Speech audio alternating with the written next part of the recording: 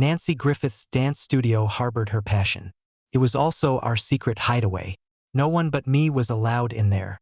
Until one day, her assistant barged in under the pretext of loving Latin dance and danced intimately with her. And Nancy didn't refuse. I knew then that those who want to leave can never be held back. I stripped her of her authority, took over the company on her behalf, and gave Nancy enough freedom. But later, she confronted me with tear-filled eyes, demanding to know why. I looked at the face in the mirror, slowly zipping up her Latin dance costume. Freedom always comes at a price, doesn't it? Ding! Story Shots reminds you to click the subscribe button at the bottom right corner to read the full novel. On the day of Nancy Griffiths' ovulation, I went to the dance studio as agreed to wait for her. As I walked through the long corridor behind the office, I heard faint music coming from the usually quiet place. Under the light, two intertwined shadows were cast on the windows. A bad feeling welled up inside me. The dance practice room was Nancy's private space. Since our marriage, we had treated it as our intimate place, often coming here for excitement. Now, someone else had entered this very private place. Through the half-open door, I saw it was Mike Jones, the new intern at the company. Startled by the sound of me opening the door, he quickly let go and stood obediently, his voice full of panic. "Mr. Williams, please don't misunderstand. I happened to see Mrs. Griffiths making a few wrong moves and couldn't help but correct them." He paused, then added, "If you don't like it, I won't do it again." I remained silent, watching his little act. Given Nancy's usual shrewdness, I thought she would have seen through his intentions easily. But the reality was quite the opposite. Her reaction was unexpected. "Simon, it's just a small matter. No need to make a fuss. Look how scared you've made Mike." A small matter? Entering our marital secret base and dancing intimately with my wife. Nancy called this a small matter? Perhaps she hadn't even noticed that the scales in her heart had unconsciously tipped. Mike's lips curled up, but his tone remained humble. "Mr. Williams, it's all my fault. If this affects your relationship with Mrs. Griffiths, I would never forgive myself." An apology in name, but in fact it was sowing discord. I don't know where he learned this hypocritical act, but Nancy always fell for it. She stood in front of Mike before I could speak, her brows furrowed. "Simon, he's just a kid. Is it necessary? A kid in his 20s? I mocked inwardly but spoke calmly. "Do you remember what this place is? Our secret base for marital intimacy. How could a third person intrude?" Nancy seemed to recall what we did here, her expression flashing with embarrassment. She spoke softly to Mike. "You should go now. Don't worry about what happened today." Mike responded with a yes, leaving with obvious reluctance in his eyes. Looking at Nancy, who seemed unwilling to end it, I felt that what I had thought was marital affection might have been just my wishful thinking. Suppressing the emotions in my heart, I turned around calmly. No questioning, no arguing. Nancy suddenly called out to me, "Simon, I didn't know Mike would find this place.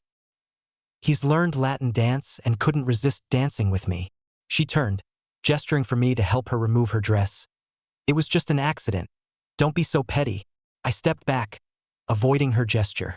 Meeting Nancy's surprised gaze, I calmly said, "What's important is not a dance, but boundaries and propriety. This place is our private space for trying to conceive. I don't want anyone else here. Do you understand?" It was necessary to clarify this principle with Nancy in advance to avoid disagreements.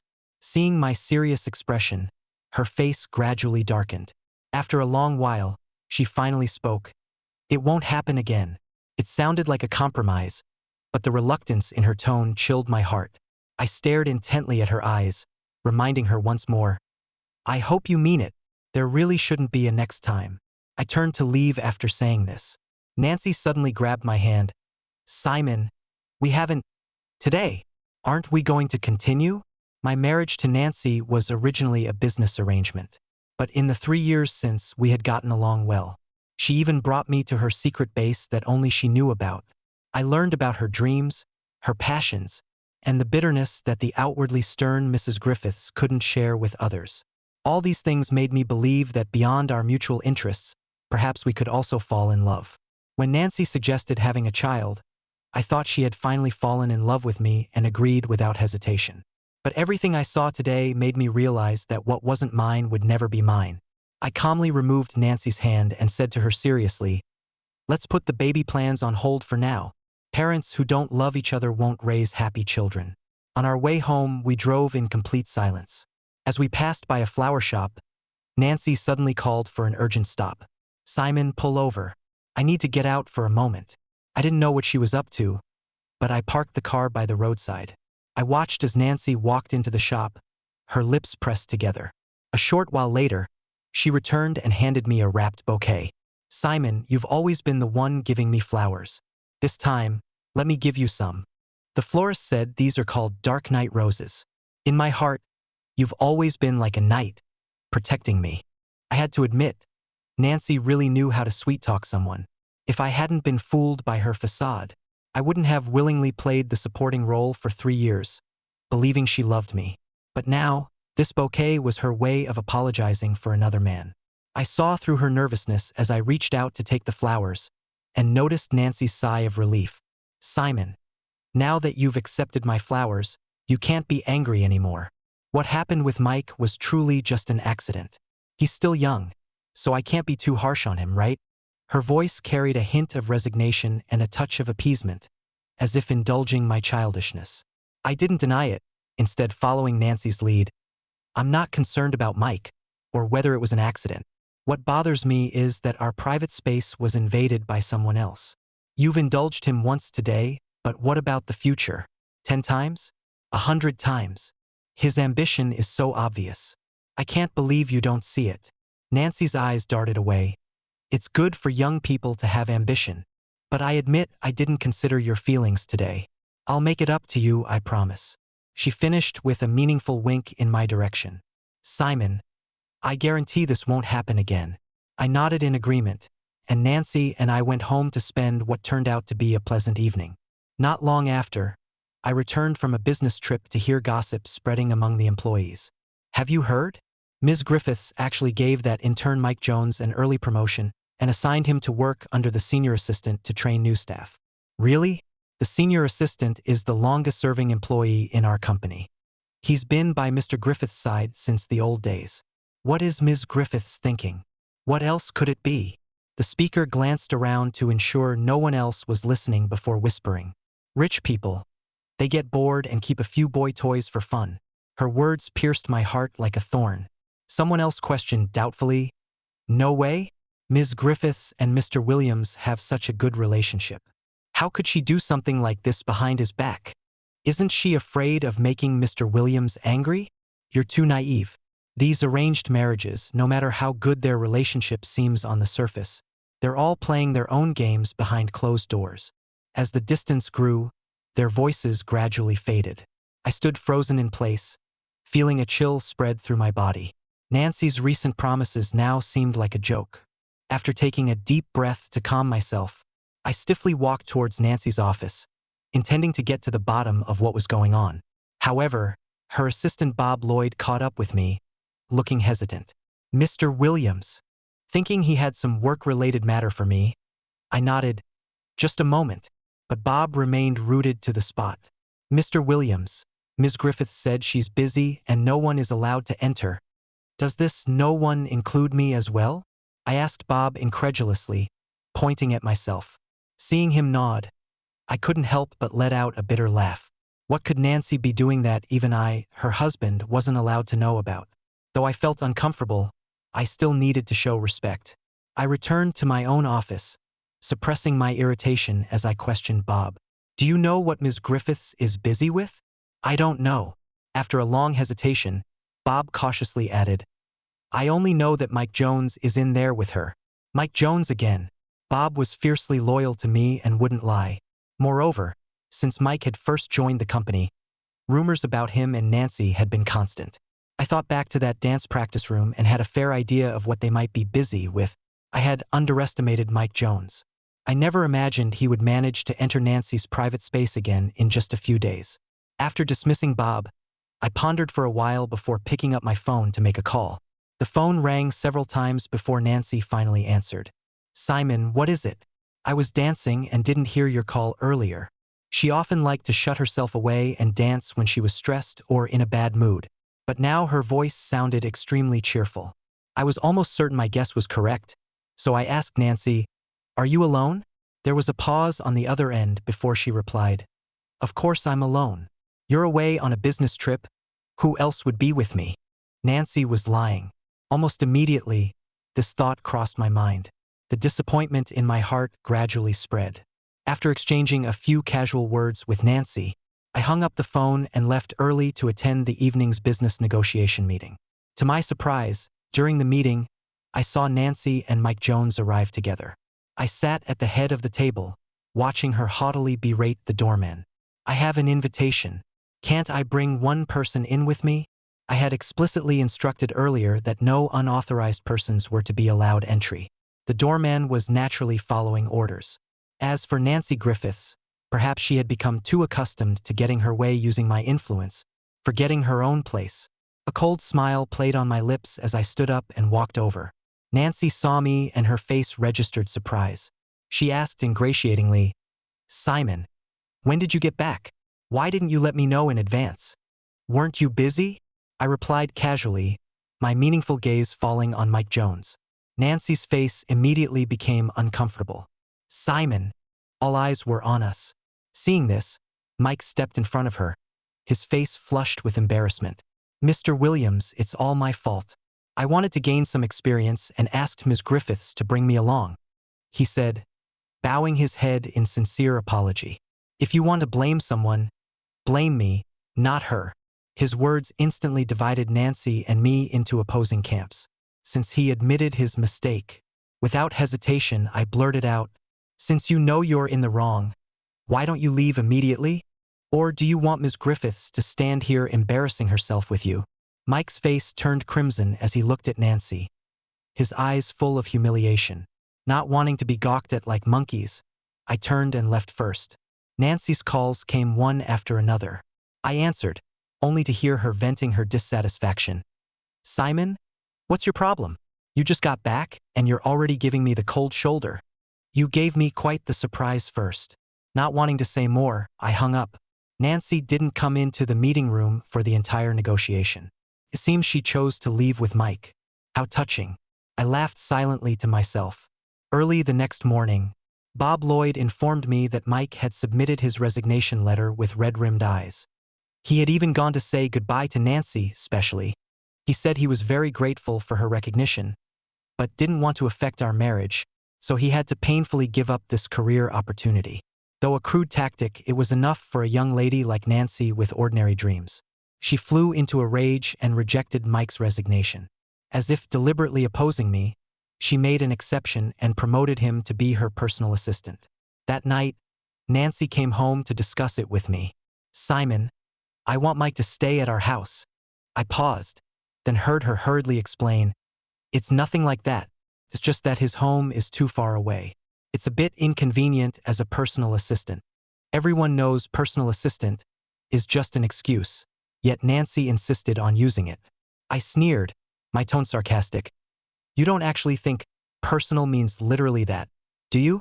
Her face went from red to white, then turned livid. She gritted her teeth and said, "How can you think of people in such a despicable way? Before I came back, Mike even repeatedly urged me not to be angry with you. Is this how you repay kindness with suspicion? Simon Williams, is your upbringing worse than that of an ordinary person?" The barrage of questions came from Nancy's mouth. She herself hadn't realized how extreme her emotions were at that moment. I put down the documents in my hand and looked up at her. "If you want him to come, then let him. Just make sure you've thought it through." Apart from emotions, our marriage was tied to a myriad of interests. It all depended on Nancy's choice. The next evening, Mike indeed followed her home. As soon as he saw me, he bowed and apologized, his eyes reddening as he spoke. "Mr. Williams, I was wrong about the negotiation meeting. I know my mistake now and hope you won't hold it against me. From now on, I will strictly follow the rules and never do anything out of line again." If he hadn't continued to put on that pitiful act while speaking, I might have believed him. But now, faced with Nancy's restrained, sympathetic look, I said coldly, "I hope you can truly maintain your original intention. And Mr. Jones?"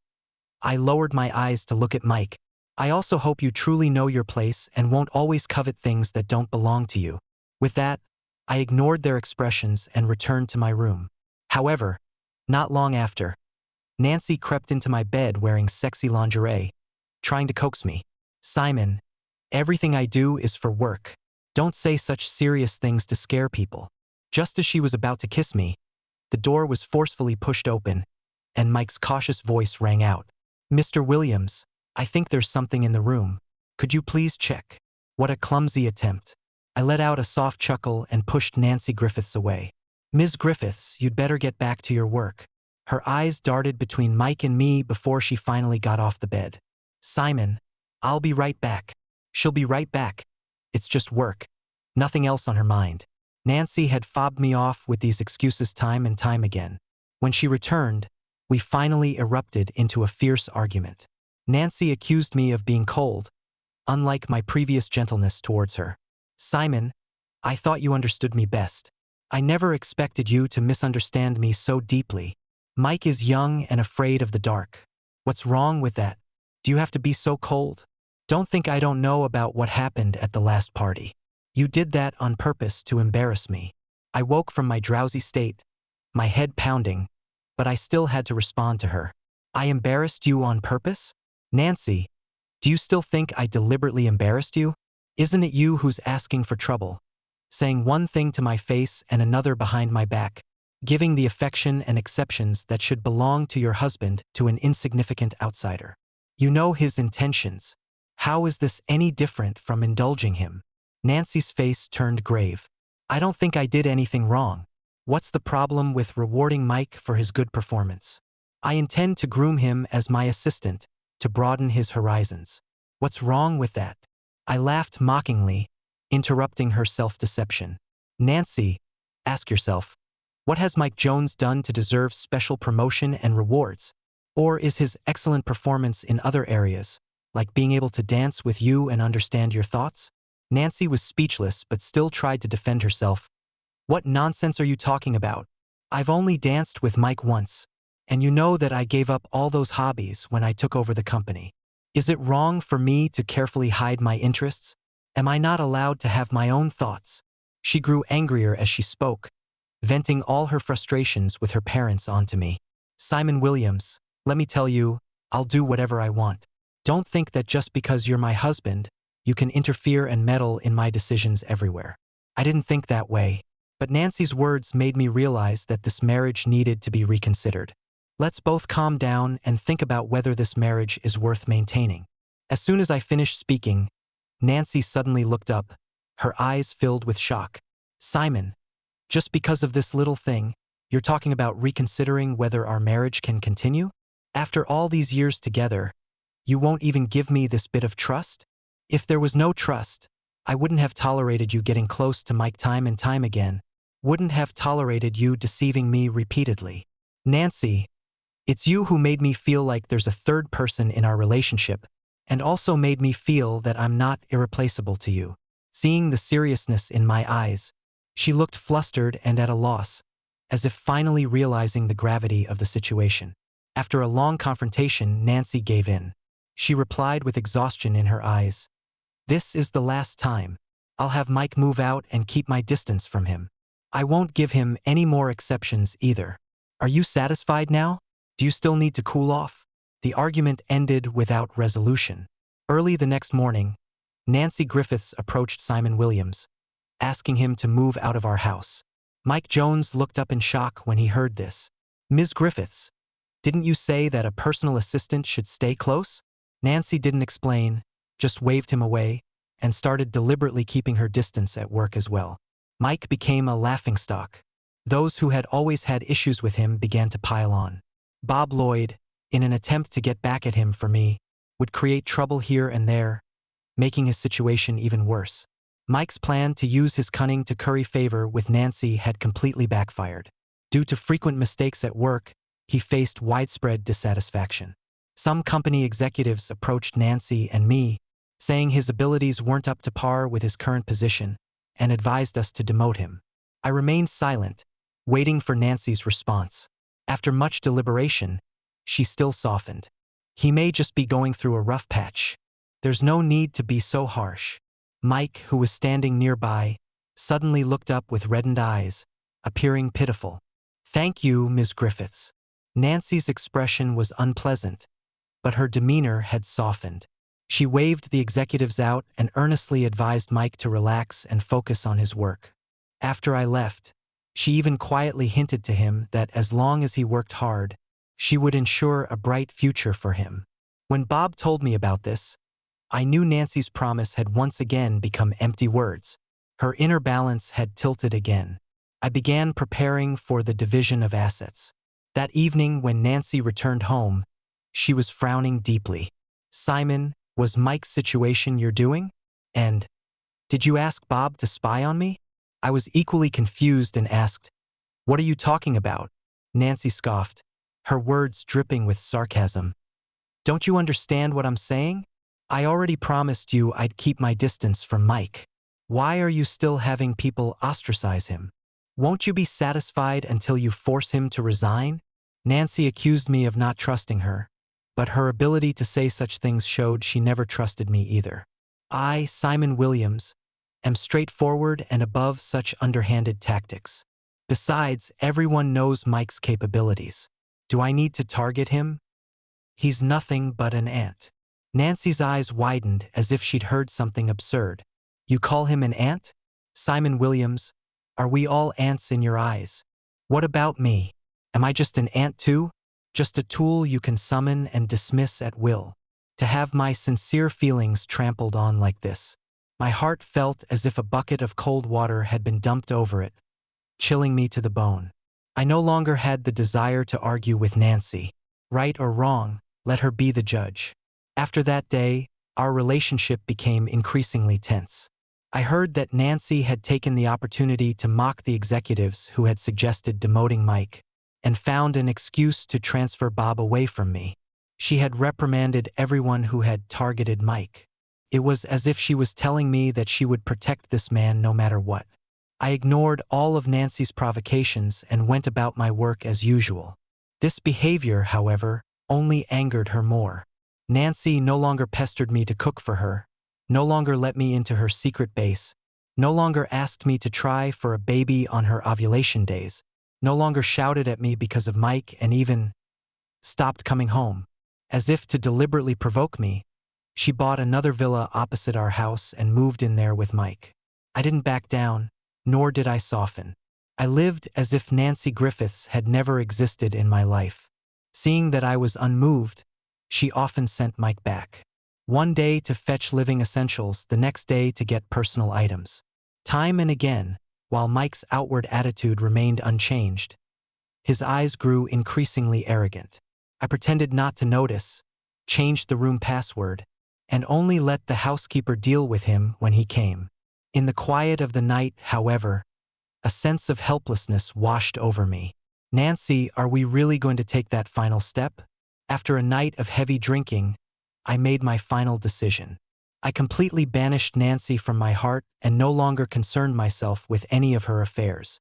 Until my birthday, when I accidentally saw Mike's Facebook post. He had posted a picture of a birthday cake with the caption, "Everything is sweet when it comes from the one you love." But the finger visible in the photo made me recognize immediately that it belonged to Nancy. I didn't know they had become lovers, nor did I know that Mike's birthday was the same as mine. After a cold smirk, I forcefully closed my phone. Nancy made her first call since our Cold War, speaking in a businesslike tone. "Happy birthday, Simon. How considerate of her to remember it was my birthday." I ignored it, hung up, and went out for a small gathering with some close friends. On my way home, I saw another of Mike's Facebook posts. Apparently, Nancy didn't come home for her birthday just because he had mentioned never having ridden a Ferris wheel at night. So she rented out an entire amusement park for him. The two of them looked every bit like a couple in the throes of new love. I paid no attention, blocked Mike on Facebook, and set Nancy's messages to Do Not Disturb. I began to contact various company executives.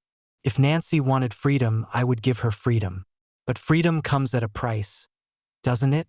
We continued like this, not interfering with each other, for another month until Christmas Day, the day of family reunions. Both sets of parents specifically instructed us to return home together. Nancy reluctantly sat in the same car with me. We didn't speak a word to each other the entire journey. Just before entering the house, she finally spoke her first words. "Simon, you know what should and shouldn't be said, right?" I knew she was warning me not to mention Mike. If both sets of parents found out he had disrupted our relationship, disrupted the marriage arranged between our two families, he probably wouldn't fare well. So Nancy's concern for Mike had reached this level. But it didn't matter, I had no intention of targeting him anyway. After entering together, Nancy tried to link arms with me, but I avoided her, leaving her to smile awkwardly at our parents. "Mom, Dad, we've been so busy at the company lately. I really couldn't find the time. Please don't be angry." Nancy's parents didn't say anything, while my mother put on a difficult expression and smoothed things over. Work is important. The atmosphere became awkward for a moment. Everyone knew that things between Nancy and me were different now. After finishing a tense meal, I called everyone back as they were leaving the table. "Please wait a moment. I have another announcement to make today." Nancy's face turned panicked as she grabbed me, lowering her voice. "What are you going to say?" I ignored her and calmly began. "I've decided to divorce Nancy. Having made up my mind, I decided to be direct and clear, wanting to settle things as soon as possible." Nancy Griffiths' face changed dramatically, and she stood up with a gasp.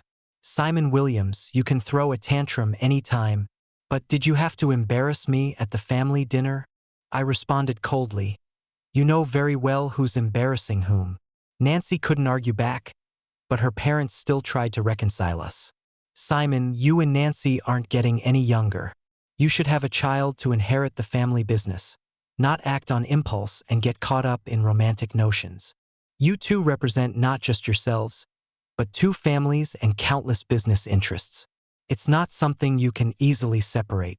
I once thought that with time and effort, Nancy and I might not fall in love, but at least we could respect each other. That kind of relationship would have been enough for our arranged marriage. But when a third person enters a marriage, all assumptions become empty words." Seeing my determination, Mr. and Mrs. Griffith sighed and turned their gaze to my parents, hoping they could persuade me. My parents' reaction, however, was unexpected. My father walked to my side and patted my shoulder comfortingly. "Son, arranging this marriage for you was already a disservice from your parents. This time you choose what you want, and Mom and Dad will give you our full support." My heart finally warmed at this moment. The Griffiths' faces, however, darkened. The gathering ended on an unhappy note. After leaving, Nancy grabbed me to settle scores.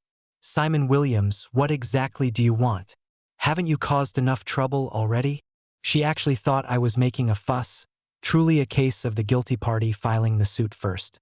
Unmoved, I stepped into the car, but Nancy forcefully barged in, grabbing my collar and demanding, "Simon Williams, when will you stop? I thought you were just jealous, but I never imagined you'd disregard the bigger picture entirely." Her repeated accusations irritated me. After pushing Nancy away, I slowly leaned back against the car seat. Just as I was about to speak, her phone suddenly rang. Mike Jones' pitiful voice came through. "Ms. Griffiths, my parents are in trouble and urgently need some money. Could you help me?" I kindly reminded her. "Be careful not to put all your eggs in one basket." Nancy glared at me, disagreeing strongly. "Simon Williams, don't think everyone is as calculating as you. Mike is just a fresh university graduate. He's so young, what ulterior motives could he have?" After rebutting me, she immediately turned to comfort Mike. "Don't worry, I'm coming over now." But Mike panicked. "No, don't. Ms. Griffiths, I'm in the countryside. By the time you get here, it'll be too late. If it's not convenient for you to help, just forget about it."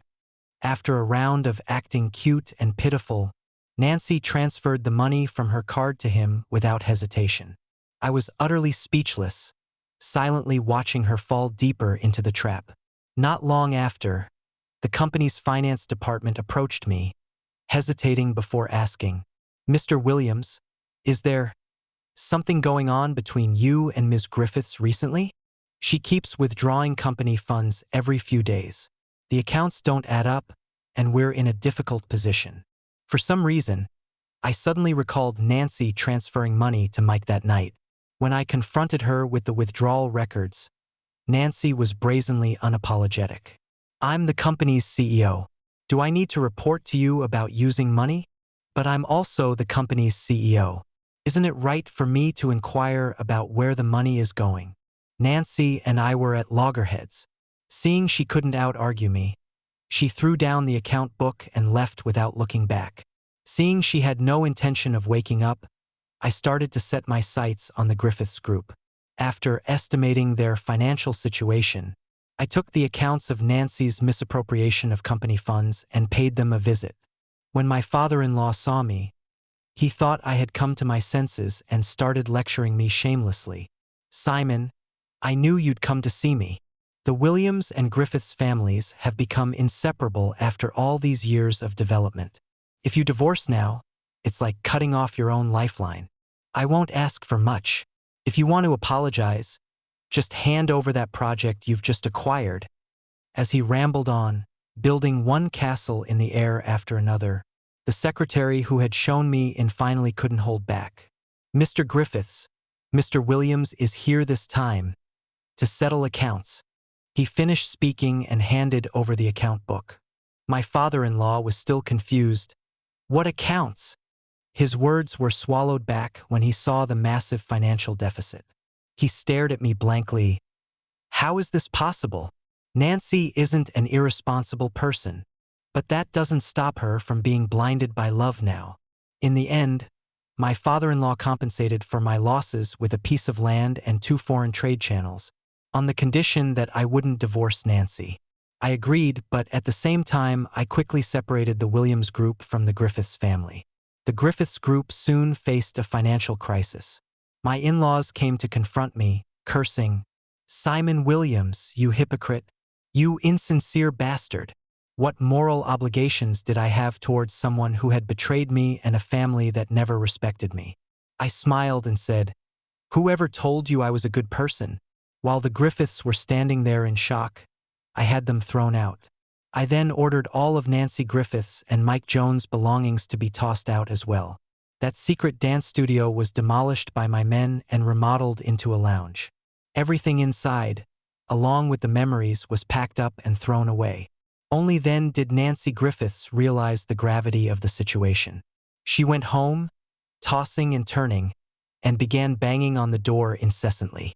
"Simon, I know I was wrong. Please come out and see me. I truly know I made a mistake." I had the housekeeper open the door, while I sat motionless on the sofa. Seeing this, Nancy Griffiths threw herself at me. "Simon, I really know I was wrong. I won't be with Mike Jones anymore. I won't go against your decisions for him again. Please forgive me.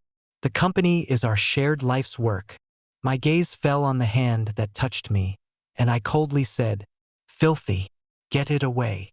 Nancy Griffiths was on the verge of tears, expressing her anguish. "Simon, you're the only man in my life. I have nothing to do with Mike Jones. How can you wrong me like this?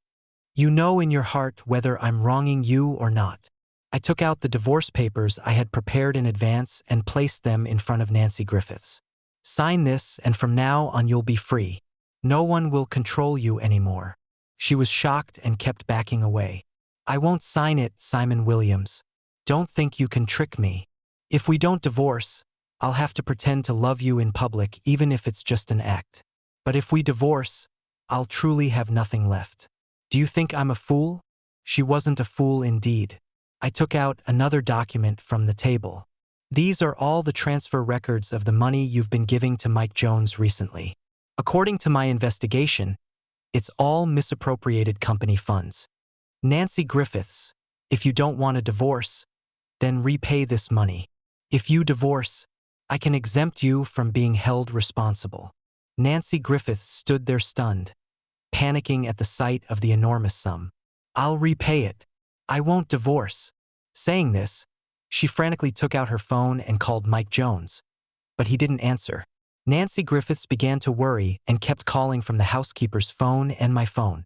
Finally, Mike Jones picked up, but only to make excuses.